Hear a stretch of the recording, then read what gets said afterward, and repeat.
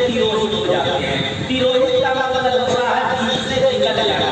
शिष्यानुभूति में साहब श्री हरिराम जी लिखते हैं, सचमुच में स्वभाव में सुधर के पदार्थ में संपूर्ण संकीर्णताएं तिरोहित हो जाती है।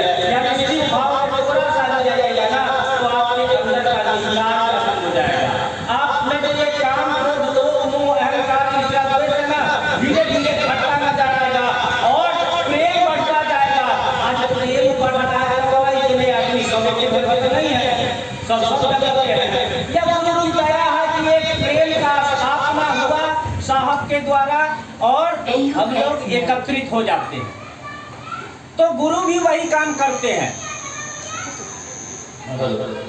जब पूर्ण रूप से शुरू हो जाते हैं, गुरु बीच से तिरोहित हो जाते हैं, यानी निकल जाते हैं। हमारा आपका बाह पकड़ के देह पकड़ के उस परमात्मा में मिला जाते हैं। लेकिन जब तक गुरु नहीं मिलेगा ना तब तक कई जन्म लेना होगा, उसकी भी गारंटी नहीं है। क्योंकि कहा गया है कि कई जन्मों का पुण्य जब सिंचित होता है, सिंचित मतलब एक जन्म, तब व्यक्ति शिव उन्मुख होता है, यानी उसको परमात्मा के प्रति लगाव होगा। हमको आपको दिया गया तीनों को है ना। पहले सूत्र में दया मांगना, दूसरे सूत्र में चर्चा करना और तीसरे सूत्र में नमः शिवाय से अपने गुरु को प्रणाम करना। यही है ना। अब देखिए तीनों सूत्र में सारा संसार समाहित है। पहला सूत्र आपको कहा गया कि यह भक्ति मार्ग है। हम लोग कहते हैं ना कि हे शिव आप मेरे गुरु हैं, मैं आपका शिष्य हूं, मुझ पर दया कीजिए। यही कहते हैं। अब दया कीजिए तो और क्या कीजिए? हे शिव आप मेरे गुरु हैं, मैं आपका शिष्य हूं, मुझ पर दया कीजिए। मेरा एक कदम अपना है, बदल कीजिए। हे महादेव आप मेरे गुरु हैं, मैं आपका शिष्य हूं, मुझ पर दया कीजिए, मेरे बेटे को नौकरी दीजिए। यही समझते हैं। क्योंकि लौकिकता से जुड़े हैं, संसार से जुड़े हैं, तो संसार हम पर आप पर भारी होता है, इसीलिए संसारिक वस्तुएं मांगते हैं। लेकिन एक समय ऐसा आएगा कि हमारे आपके मन में यह ख्याल आएगा कि वो महादेव से खाली मांगते करते, लेकिन महादेव को देते कुछ नहीं है। जैसे ही यह विचार हमारे मन में खड़ा होगा, आपको अपने गुरु से प्रेम हो जाएगा। और जब प्रेम होगा तो क्या होगा? प्रेम में केवल दिया जाता है, लिया नहीं जाता। प्रेम में दिया जाता है, लिया कुछ नहीं जाता। इसीलिए यानी भक्ति का मतलब होता है प्रेम। अब प्रेम में दिया जाता है, लिया नहीं जाता। और देखिए स्वामी रामकृष्ण परमहंस जी को गले में कैंसर हो गया और वह मैया भगवती से डायरेक्ट बात करते थे जैसे हम और आप बात करते हैं। उनके शिष्यों ने कहा कि आपके गले में कैंसर हो गया है, मैया को कहिए ना ठीक कर देंगे। देखिए भक्त का जवाब सुनिए। उन्होंने कहा मैं इतनी सी छोटी बात के लिए माता को कष्ट नहीं दे सकता। भक्ति में यह हमारा आपका भी समय आएगा एक दिन कि परमात्मा से प्रेम हो जाए।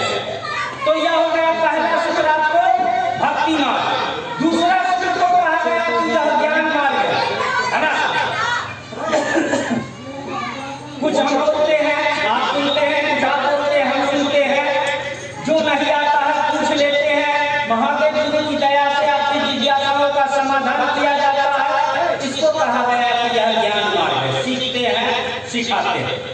तीसरे सूत्र को कहा गया कि नमः शिवाय से अपने गुरु को प्रणाम कीजिए। यह हमारा आपका कर्म मार्ग है। देखिए कर्म फल क्या होगा? जिन जिन कर्मों का फल हम और आप अभी तक भुगते नहीं है, जो कर्म यानी जितना भी हमारा कर्म करते हैं इस संसार में, तो जिन जिन कर्मों का फल हम और आप भुगते नहीं है, उसको कहते हैं कि यह संस्कार है।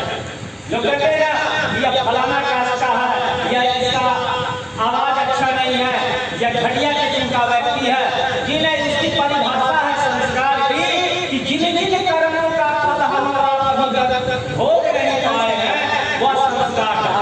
अब देखिए गुरु हमारे और आपके कर्म फल को जला देते। गुरु हमारे आपके कर्म फल यानी बुरा कर्म फल होगा ना, प्रारब्ध कर्म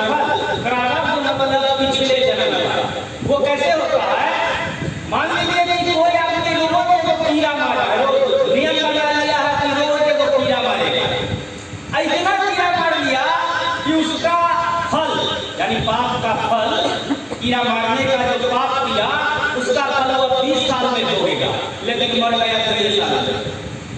20 साल में पाप भोग कर मर गया 2 साल में, अब बच गया उसका पाप कितने दिन का?